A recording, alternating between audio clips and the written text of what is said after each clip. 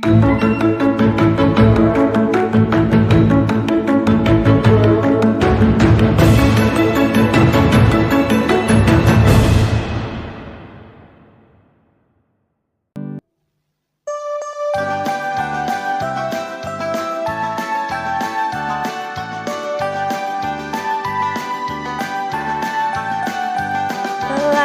Pancasila, beriman dan.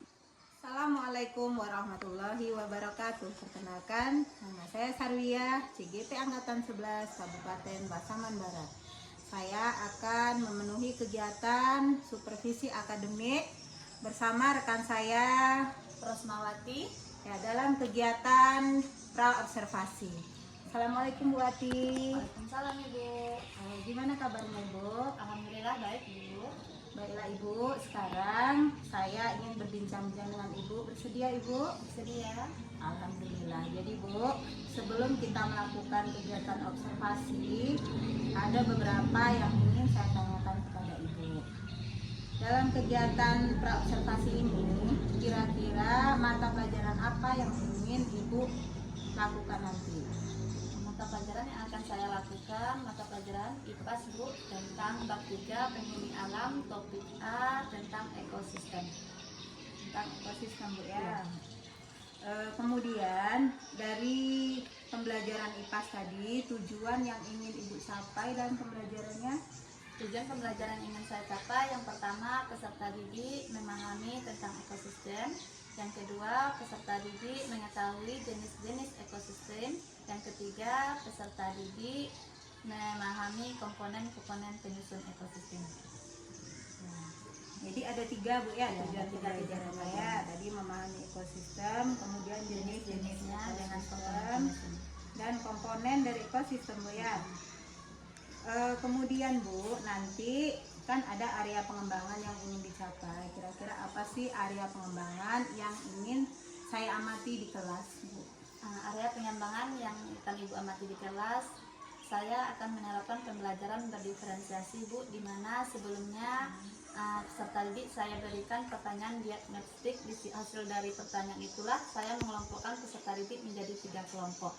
Yang pertama ada kelompok berkemampuan rendah, berkemampuan sedang, dan berkemampuan tinggi Bu. Dan selain itu saya menerapkan KSE Bu, di mana seperti saya melakukan ice breaking di dalam pembelajaran, dan saya juga menanyakan kesiapan belajar anak sebelum kegiatan pembelajaran dimulai. Jadi nanti saya mengamati dari pembelajaran di kelas itu berkaitan dengan pembelajaran diferensiasi Bu ya, dan KSE.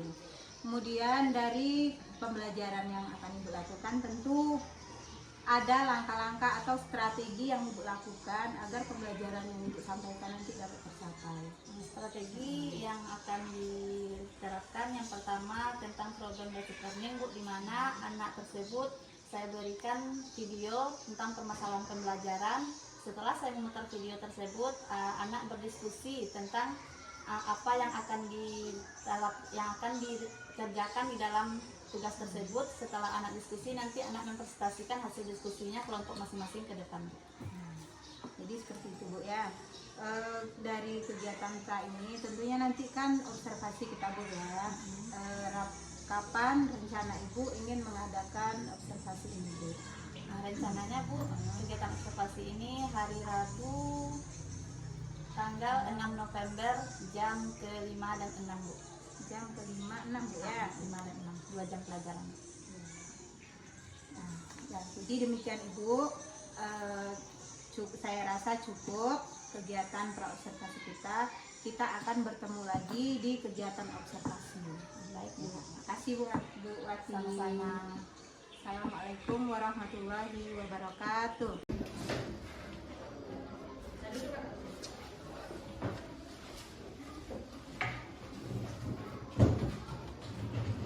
Assalamualaikum warahmatullahi wabarakatuh.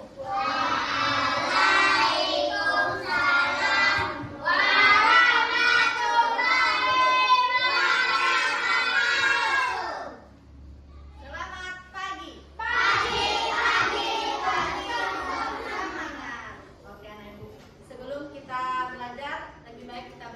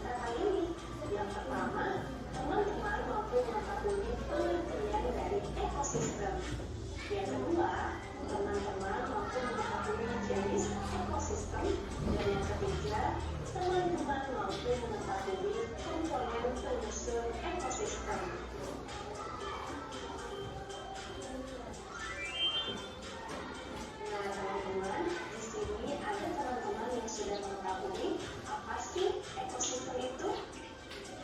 Iya betul, ekosistem adalah hubungan timbal balik antara makhluk hidup dengan lingkungannya.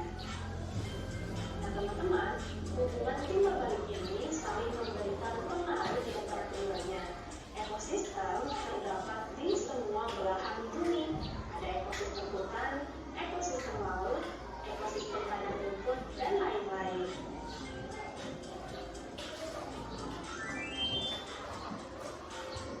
Nah, perlu teman-teman ketahui, ekosistem tersusun atas individu, populasi, dan komunitas. Untuk masing-masing penjelasannya,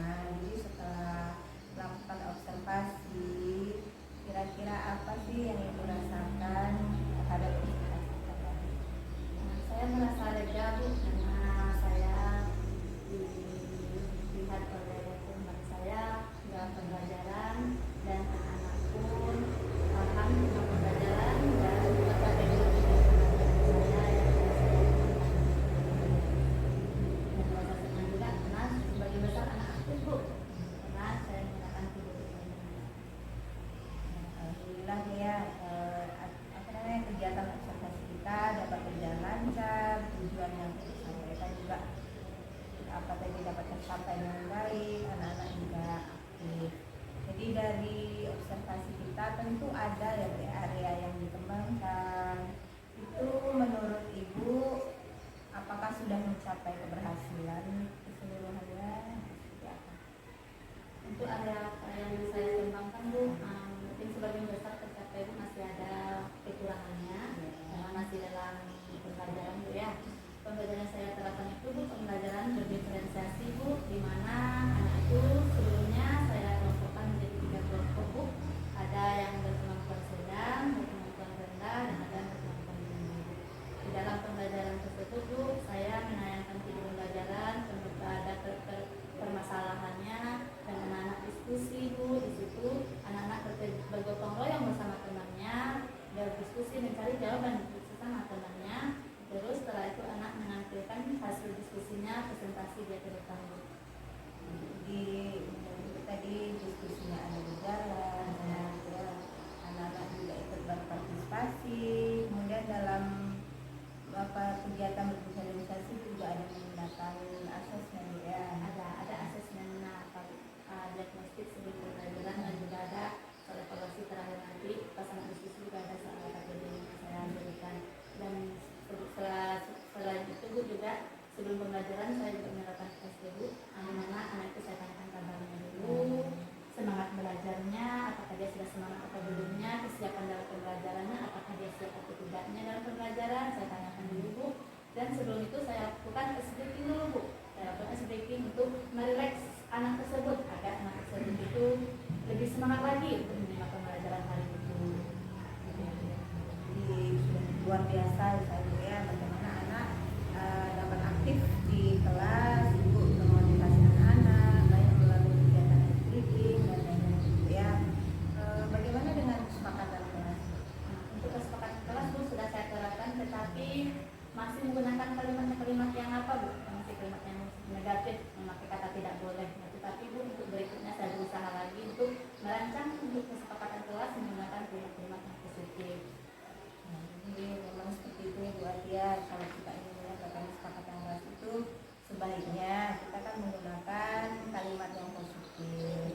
Nah, bisakah Ibu memberikan contoh kesepakatan kelas yang bentuk positif seperti apa? Misalnya disiplin dalam pembelajaran, bertanggung jawab tentang tugas yang diberikan, seperti mendengarkan juru bicara, nanti bertanya dia ketika tidak paham yang diajarkan, gitu. Bertanya dia dengan satu persatu dengan angkat tangan. Ya, luar biasa yang sudah dilakukan. Kemudian terkait dengan SDG, tentu Ibu untuk memotivasi anak belajar itu tentu awalnya bagaimana sih anak semangat belajarnya, kan ada Ibu tadi sampaikan Ibu melakukan SDG gitu. Apakah menurut SDG itu sudah membuat anak bersemangat? Dengan adanya SDK, dengan di awal pembelajaran anak itu bersemangat Bu, anak itu bersemangat untuk mendengarkan pembelajaran dari kita. Tetapi nanti di pertengahan nanti karena anak itu sudah memperhatikan pembelajaran, dia sudah mulai dengan pembelajaran Bu, saya lakukan lagi SDK di tengah-tengah pembelajaran agar anak itu relax lagi dengan pembelajaran, akan dikerjakan berikutnya lagi. Jadi seperti yang disampaikan dari ya, SDG itu memang untuk membuat anak bersemangat. Apalagi melihat anaknya, anak ini udah ngantuk, Dan dia lakukan lagi streaming, biar anak itu lebih semangat lagi keluarnya, semangatnya untuk pembelajaran berikutnya, mengerjakan tugas-tugas berikutnya. Jadi SDG itu ada salah satu cara kita ya untuk membuat anak agar anak itu dapat bersemangat kembali dalam belajar. Kemudian yang berkaitan dengan pembelajaran diskusi kelompok seperti itu kan, yang sudah disampaikan itu sudah aktif gitu ya. Jadi kalau menurut Ibu untuk keberhasilan aktifnya itu apakah sudah sepenuhnya atau sudah apa? Untuk tingkat keaktifan peserta didik Bu, belum sepenuhnya Bu, karena masih ada beberapa orang peserta didik yang kelompok random itu masih mengambil temannya, masih bergelut dengan temannya, masih berbicara dengan temannya saat menonton video pembelajaran. Tetapi Bu, begitulah namanya anak-anak ya, dalam kelompok itu pasti ada yang apa gitu. Tapi saya akan berusaha tersebut semuanya aktif dalam pembelajaran. Jadi keaktifannya tadi ada disampaikan itu beberapa yang memang Yang di kelompok rendah ya. mengajar anak. Kalau dilihat dari tingkat keberhasilan dari keaktifan anak itu sekitar berapa? Sekitar 85% yang aktif. Hanya beberapa orang yang di kelompok rendah yang kurang aktif. Kemudian kalau berkaitan dengan tadi kan ada yang disampaikan tentang LKPD sudah disampaikan, motivasinya, medianya, itu apakah sudah keseluruhan mencapai keberhasilan? Kalau tentang LKPD-nya gimana? Nah, kalau KPD-nya Bu, setiap kelompok kan ada 3 kelompok dulu. Yang pertama ada kelompok kemampuan tinggi, kemampuan sedang, dan kemampuan rendah. Setiap kelompok itu Bu, LKPD yang saya berikan itu berbeda Bu, berbeda tingkat kemampuan tingkat pemahaman kesulitan soalnya. Nah, kelompok 1 itu kelompok yang tertinggi itu juga termasuk sulit juga Pak soalnya, yang sedang juga menengah, sedangkan yang rendah juga termasuk rendah juga LKPD-nya. Tetapi dalam bekerja kelompoknya itu Bu, yang itulah yang kelompok yang rendah itu beberapa murid itu ada yang kurang aktif dia main sama temannya yang lainnya bekerja gitu ya. Itulah adanya beberapa peserta didik yang kurang aktif dalam pelajaran yang saya temui ya. Sampai yang disampaikan anak ditemukan berdasarkan tingkat kemampuan dan itu sudah ibu ukur sebelumnya Bu, Ya, sudah dilakukan asesmen diagnostik sebelumnya. Dari itu dalam diskusi kelompok tunggu itu kan ada bimbingan guru ya, untuk keseluruhan, misalnya dari yang disampaikan ke yang kelompok rendah, anak kemampuan rendah, kemampuan sedang, dan kemampuan tinggi. Apakah ibu sudah maksimal dalam bimbingnya? Nah, kalau dalam bimbingnya Bu, saya rasa sudah maksimal Bu, karena setiap anak mengerjakan diskusi itu saya sudah berjalan ke setiap kelompok Bu, menanyakan apa kesulitannya, apa yang kendalanya dalam mengerjakan LKPD-nya. Saya sudah bimbing dan setiap kelompok itu saya sudah mengawasi, sudah membimbingnya setiap kelompok berjalan lah di tiap-tiap kelompok itu. Jadi tadi kalau dengan yang kelas yang kemampuan rendah itu bagaimana Bu? Apakah ibu sudah lebih maksimal memberikan bimbingan atau ibu sama ratakan dalam bimbingan? Kalau dalam bimbing kelompoknya Bu, emang dalam pembelajaran itu saat itu saya sama ratakan Bu, karena saya cuma sudah setiap kelompok menanyakan kendala-kendalanya, apa yang terkendala dalam mengerjakan LKPD. Kalau apa Bu, kalau dalam mengerjakan LKPD kan, untuk anak yang kemampuan rendah itu menurut ibu adakah dia merasa kesulitan sehingga dia tadi kan misalkan bermain gitu kan. Apakah dia merasa kesulitan dalam mengerjakan LKPD atau bagaimana? Bukan kesulitan mengerjakan LKPD, tetapi dia itu kurangnya keaktifan dia dalam pembelajaran, kurang peduli dia terhadap teman-teman yang lain mengerjakan, padahal dia berdua pas itu tubuh bergelut aja dia sudah dibilang, sudah dibimbing itu karena diskusi lah saya bilangkan, gabung sama temannya, tidak sama dengan temannya. Ketika saya membimbingnya itu dia melihat, tetapi ketika saya berjalan ke kelompok lain, dia bergelut lagi gitu. Kurangnya keaktifan dia yang berdua itu gitu. Jadi kira-kira itu menurut ibu permasalahannya apa?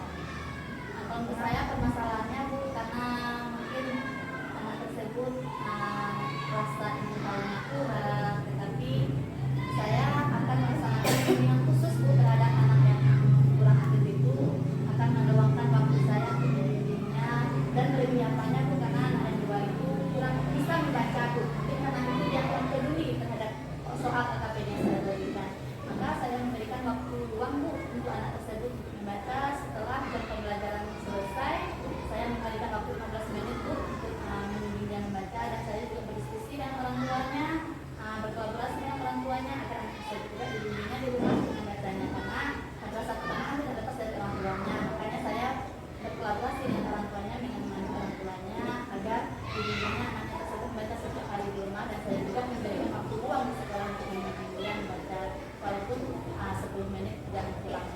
Sudah pulang semuanya. Biasa sekali saya bagaimana agar anak-anak ibu yang ibu anggap tadi belum aktif Bu ya dalam kelompok itu dapat bekerja sama dengan baik. langkah-langkah ibu untuk mengatasi anak yang belum aktif itu adalah dengan ibu memberikan waktu luang Bu ya, waktu luang setelah pulang sekolah itu selama 10 menit. Saya rasa itu juga cukup. Saya anak kalau lama-lama kan ya bersih ya, 10 menit itu waktu yang efektif. Kemudian ada saya tadi mendengar dari ibu itu diskusi dengan orang tua ya. Sampaikan bagaimana sih anak yang bisa baca, tentunya bukan hanya dari kita saja Bu ya, jadi sampaikan dari itu juga perlu dukungan dari orang tua. Kemudian Bu, dari yang ibu sampaikan ada tidak tambahannya ide-ide untuk meningkatkan kemampuan belajar anak? Untuk meningkatkan pembelajarannya, ide-ide yang akan saya tambahkan Bu, untuk dari pembelajaran berikutnya akan saya lebih membuat media pembelajaran yang lebih menarik, yang untuk agar yang apa ini memperhatikan media pembelajaran menarik seperti video pembelajaran atau seperti gambar-gambar yang menarik, sehingga menarik perhatian peserta didik tersebut terhadap pembelajaran yang akan saya lakukan. Atau seperti pembelajaran yang lain bisa menggunakan benda-benda konkret, atau pembelajaran bisa langsung ke lingkungan seperti pembelajaran IPA ya, supaya saya akan menyarankan agar peserta didik tersebut aktif ya untuk mengikuti pembelajaran tergantung minat dia. Lagi seperti yang disampaikan ibu akan menggunakan media yang menarik, apalagi materi ibu tentang ekosistem yang itu sangat bagus sekali. Lingkungan yang itu kan bisa Lingkungan ya, bisa benda-benda konkret, jadi anak bisa lihat secara langsung. Apalagi kalau lingkungan kita mendukung ya Bu, bisa pakai kebun kan bisa lihat yang membuatannya yang alami gitu. memanfaatkan kebun, kemudian yang lain-lain yang kira-kira terjangkau oleh kita dan dalam pengawasan yang baik. Nah, kemudian kira-kira kapan ibu ingin untuk melakukan perubahan tersebut? Saya akan melakukan secepatnya Bu. Untuk dalam membimbing anak tersebut membaca itu Bu sudah saya lakukan. Tetapi untuk perubahan agar menggunakan media pembelajaran seperti benda konkret nyata langsung ke lingkungan, insya Allah Bu dalam pembelajaran IPAS berikutnya, pembelajaran minggu depan, insya Allah saya akan lakukan mengajak anak ke lingkungan Bu untuk melihat benda konkret nyata agar peserta didiknya aktif, dia ada kemauan dia belajar dan semangat dia untuk belajar yang Oke, jadi yang disampaikan tadi ada masalah, jadi ibu juga sudah melakukan rencana perubahan yang disampaikan. Ibu ini secepatnya gimana sih agar anak ini bisa dapat aktif kembali dalam pembelajaran, dan itu dalam pembelajaran berikutnya Bu ya. Jadi saya rasa cukup, dan saya ingin melihat perkembangan nanti bagaimana sih dari perubahan yang disampaikan berdampaknya dengan guru. Oke Bu, ya demikian Bu ya, terima kasih atas waktunya.